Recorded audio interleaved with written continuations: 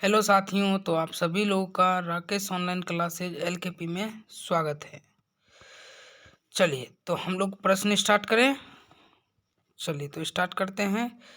2015 का question bank हम लोग करने जा रहे हैं, जिसमें पहला प्रश्न आपको दिखेगा कि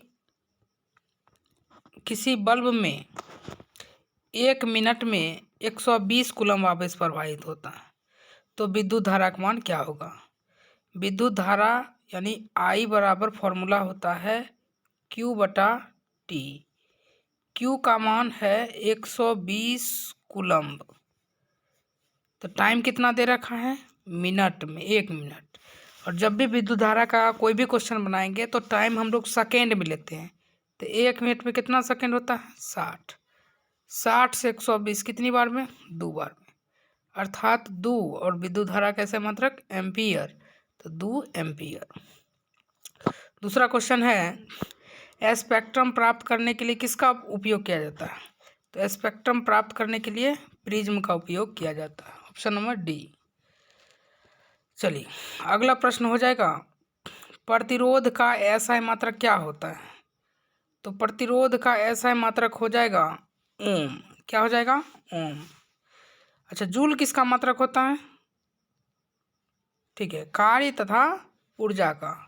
वोल्ट किसका होता है, विभवांतर का। और एम्पियर किसका मात्रक होता है, विद्युत धारा का।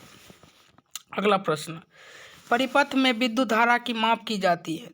तो विद्युत धारा की माप एमीटर से है, जबकि वोल्टेज की माप वोल्टमीटर से की जाती है।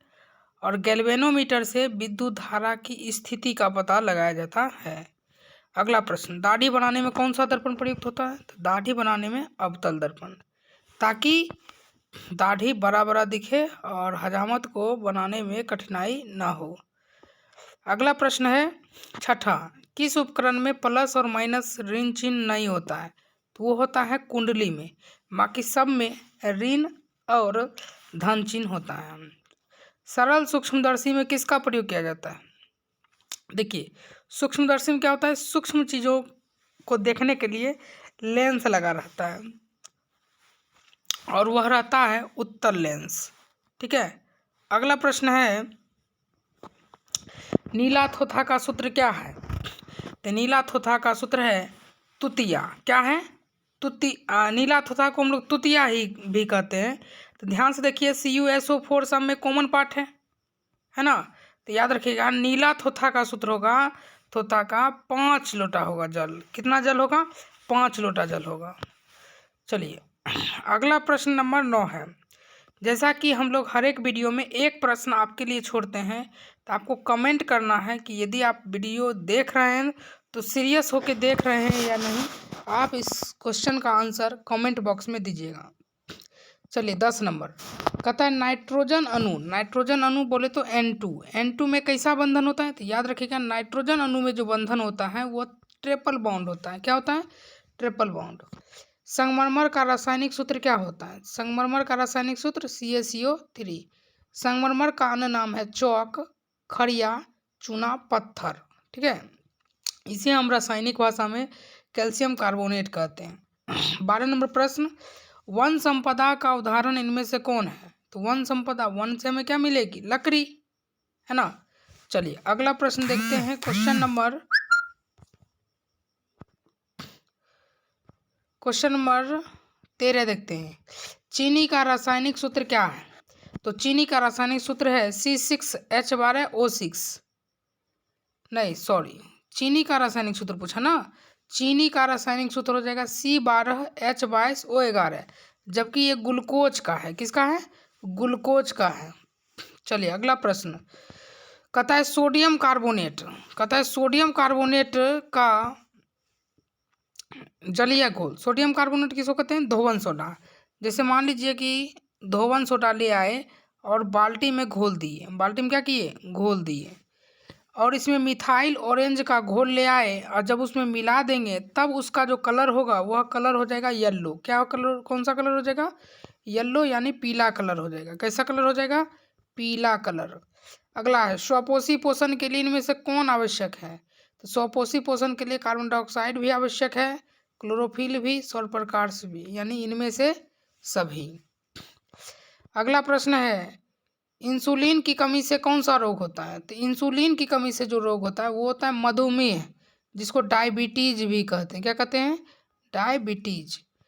खुला परिसंचरण तंत्र किसमें पाया जाता है? कॉकरोच में। किसमें? कॉकरोच। आप कॉकरोच का चित्र देखे होंगे, घर में रहता है कॉकरोच। तो कॉकरोच का जो होता है ना परिसंचरण तंत्र, वो खुला हुआ रहता है, आप देख सकते हैं हृदय वगैरह उसका। यूरो 2 का संबंध किससे है? तो यूरो 2 का संबंध है वायु प्रदूषण से। अगला प्रश्न है, निम्नलिखित में कौन जैव अनिम्नीकरणीय पदार्थ है? तो कौन जैव अनिम्नीकरणीय पदार्थ है? चलिए, तो ऑप्शन नंबर डी हो जाएगा, ए हो जाएगा। क्या होगा? DDT। क्या होगा? DDT। चलिए, तो अगला प्रश्न देखें। प्रश्न संख्या 20 है। कहता है क्लोरोफिल वर्णक का रंग कैसा होता है? तो क्लोरोफिल वर्णक का रंग होता है हरा।